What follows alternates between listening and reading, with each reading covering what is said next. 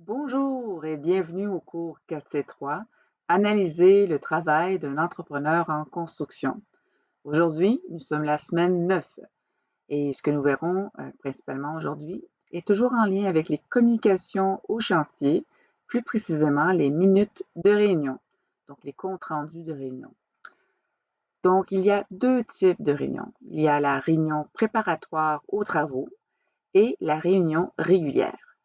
Pour vous en dire un peu plus par rapport à la réunion préparatoire aux travaux, on peut dire que c'est vraiment la première réunion qui établit souvent le ton, la forme, l'efficacité de toutes les réunions qui suivront. Donc, l'architecte ou son représentant devrait s'y préparer, s'y présenter bien préparé. Avant le début des travaux, l'architecte procède généralement à une visite détaillée des lieux en compagnie de l'entrepreneur et documente les conditions dans lesquelles ceux-ci se trouvent dans le but 1. D'établir dans quel état se trouvent les installations existantes avant les travaux, donc les constructions existantes, les trottoirs et tous les autres éléments qui sont présents sur le site, et aussi faciliter les règlements d'éventuels différends concernant les dommages subis pendant les travaux. Donc, l'ordre du jour de cette première réunion préparatoire, il va y avoir 1, l'introduction, 2, la procédure administrative à suivre, donc comment est-ce qu'il faut faire pour faire suivre tous les détails et les communications. 3, répertoire de l'équipe de projet, donc on établit vraiment qui est qui fait quoi finalement dans l'équipe pour être sûr de savoir s'adresser à la bonne personne pour les bonnes questions. Ensuite, 4, on fait l'état actuel du projet. 5, les documents de chantier. 6, les informations provenant de l'entrepreneur. 7, les questions concernant le chantier. 8, les services et installations temporaires qui devront être installés. Et enfin, 9, les arpentages de préconstruction. Donc, c'est tous des sujets qui peuvent avoir préséance dans ce genre de première réunion. Mais évidemment, c'est tous des sujets qui peuvent aussi avoir répercussions, en fait, revenir sur d'éventuelles réunions régulières aussi. Donc, si on parlait maintenant de la réunion régulière, pour tout simplement peut-être se demander pourquoi les réunions sont-elles essentielles. Donc, une des obligations de l'architecte pendant les travaux est de participer à des réunions de chantier. Il doit donc, avant chaque réunion régulière, bien connaître le degré d'avancement des travaux. Des réunions régulières sont essentielles pour 1. Communiquer les attentes du client. 2. Assurer une bonne communication. Donc, on a besoin d'une bonne communication pendant l'exécution des travaux, pendant la période préliminaire, toutes ces périodes-là.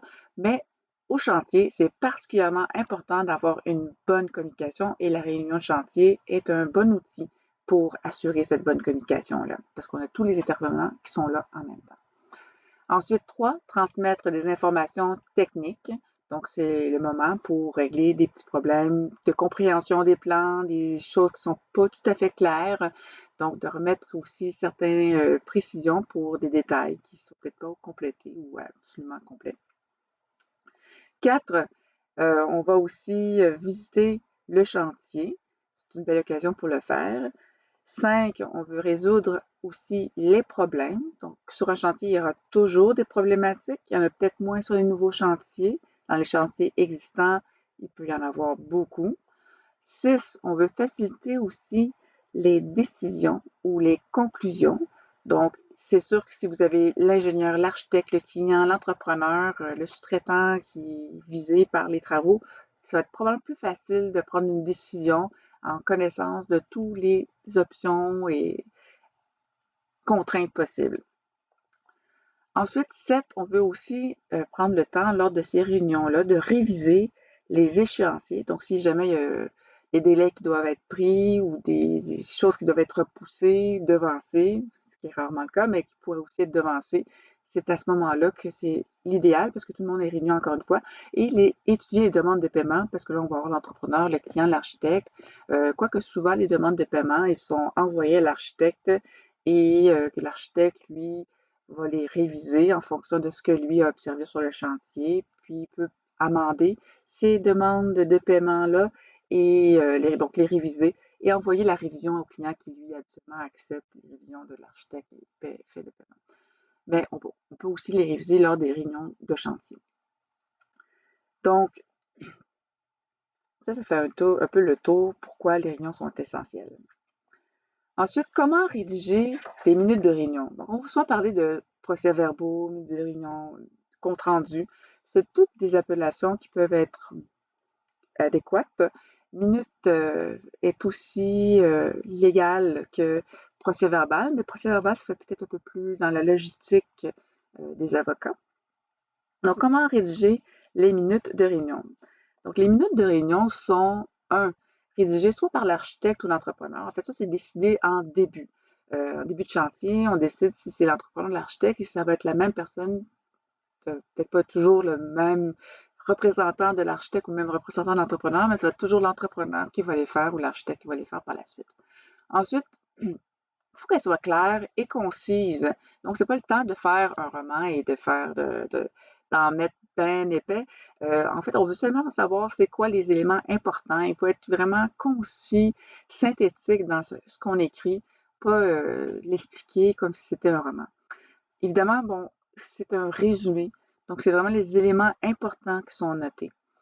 Donc, des actions requises et qui en auront la responsabilité. Donc, c'est vraiment important de prendre ça comme en note parce que c'est important de savoir qu'est-ce qu'il faut que soit fait, mais c'est important de savoir aussi qui doit faire ces actions-là. Ensuite aussi, on va noter les problématiques qui ont été soulevées. Donc, tous les problèmes qui ont été relevés lors de cette réunion-là doivent être notés dans les minutes de réunion. Puis, on va aussi avoir les décisions qui ont été prises. Donc, si certaines choses qui ont été discutées, des problèmes qui ont été soulevés, rapportés, et qu'il y a des décisions qui ont été prises par rapport à ces problèmes-là, mais c'est important qu'elles soient annotées, encore une fois, dans les minutes de réunion. Et habituellement, c'est une règle non écrite, mais en général, comme la mémoire oublie facilement, c'est préférable de distribuer les minutes de réunion dans un délai de 48 heures. 48 heures, c'est suffisamment long pour les établir et suffisamment court aussi pour que les gens qui ont assisté à la réunion se souviennent encore de ce qui a été discuté et puissent avoir euh, un retour sur ces minutes de réunion-là. Donc, quel est le contenu des minutes de réunion? En fait, il va y avoir une en-tête et dans cette en-tête-là, on va avoir la date, l'heure et le lieu. On va avoir aussi le numéro de la réunion, c'est super important pour se retrouver au final. Parce que des fois, quand il y a juste 2-3 réunions, ça va bien. Quand il y en a rendu qu'il y en a 60, il faut être capable de bien se retrouver. On va avoir évidemment le titre et le numéro du projet, parce qu'il y a plusieurs projets qui courent en même temps dans un même bureau, dans une même entreprise entrepreneuriale. Il va y avoir aussi le logo de l'architecte, ou en fait le logo euh, de la compagnie qui fait la rédaction de la minute de réunion. Il va y avoir habituellement une note générale qui dit que ceci est un résumé. Vous allez voir un peu plus loin, je vais vous montrer un extrait.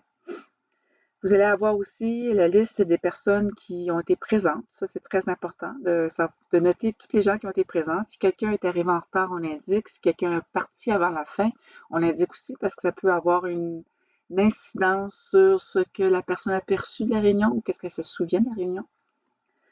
Et ensuite, on va avoir en 7 la liste des destinataires des minutes, parce que c'est pas tous les gens qui ont assisté à la réunion qui sont intéressés à...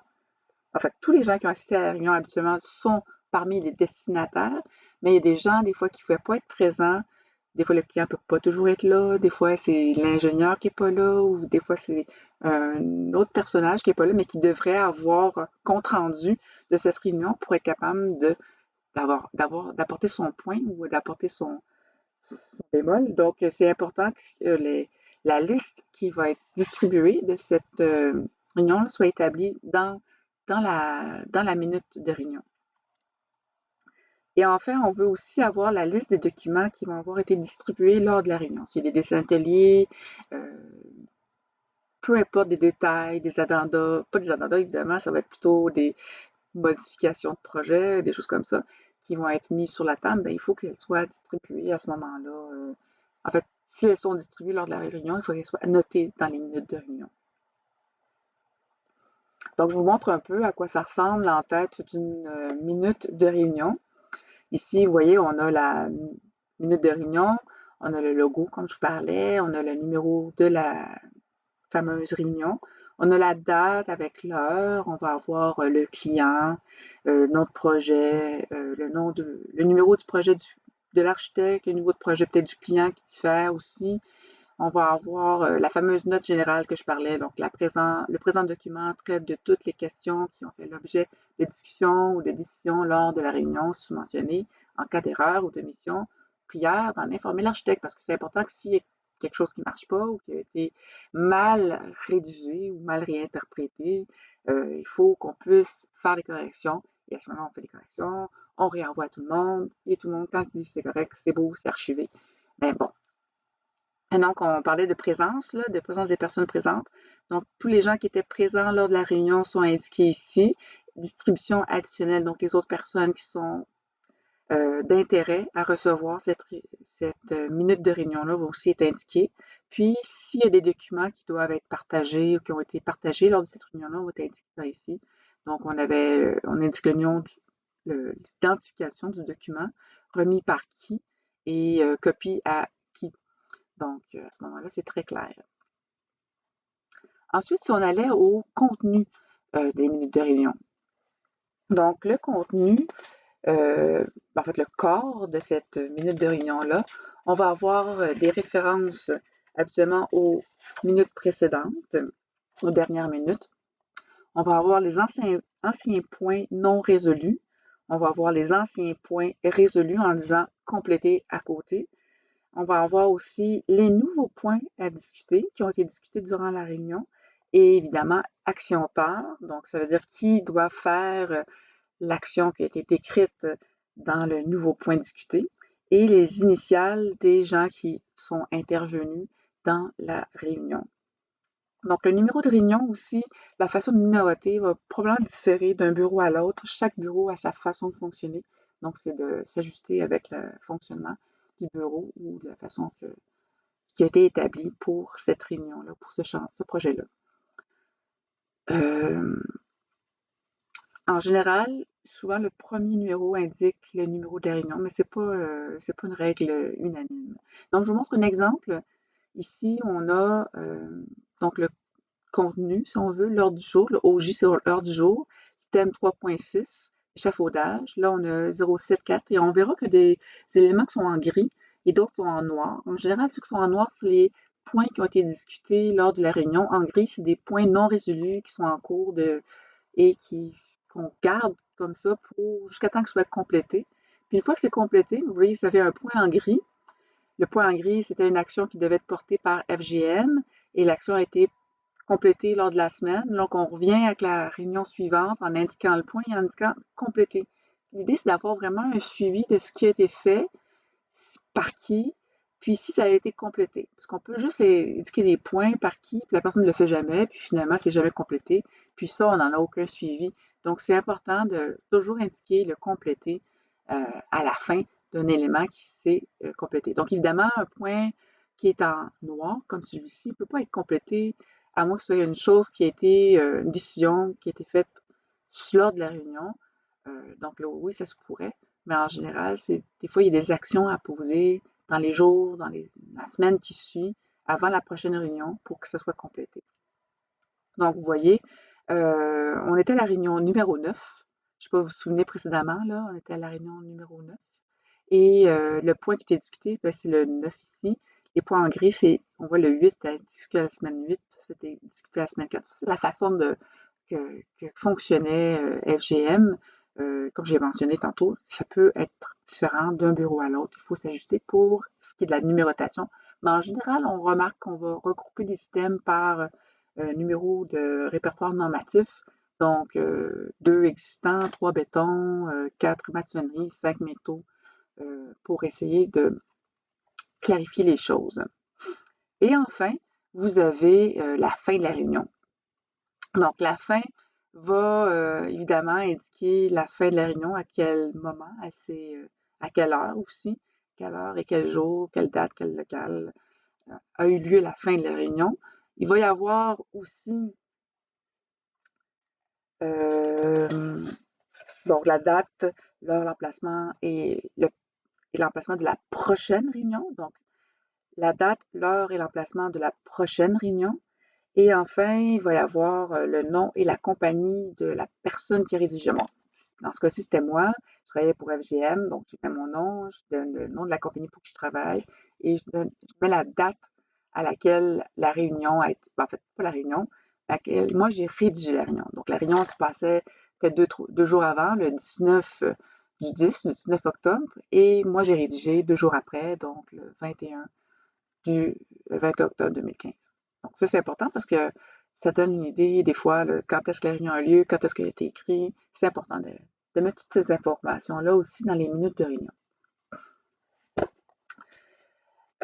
Évidemment, on a toujours une numérotation de page, donc on va avoir, là on ne le voit pas dans l'exemple, mais il devrait toujours avoir le numéro de la page et le nombre total de pages en bas de page pour être plus apte à feuilleter la note de réunion. C'est pas si pire quand il y a juste une ou deux pages, mais quand il se rend qu'à une dizaine, une douzaine de pages, ça peut être nécessaire d'avoir le numéro de page en bas de page et le numéro total nombre total de pages. Donc, ça fait le tour aujourd'hui pour ce qui est de la réunion de chantier. Donc, c'était pas trop long.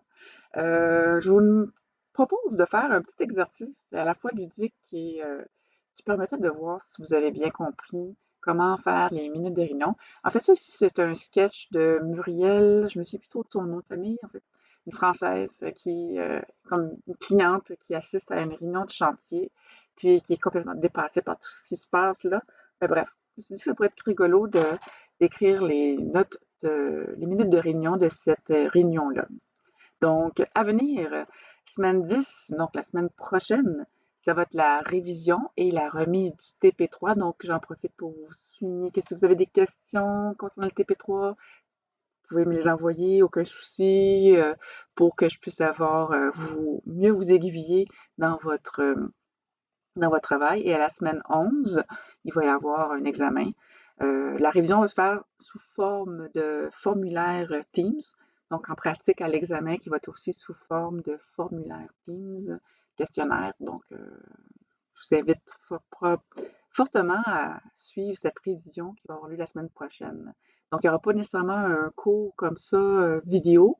Il va y avoir plutôt un formulaire à remplir. Je vais vous expliquer comment vous rendre et comment le faire pour vous pratiquer pour l'examen. Donc, ça met fin à la vidéo. Je vous souhaite une bonne journée et profitez bien malgré tout du confinement et à la prochaine.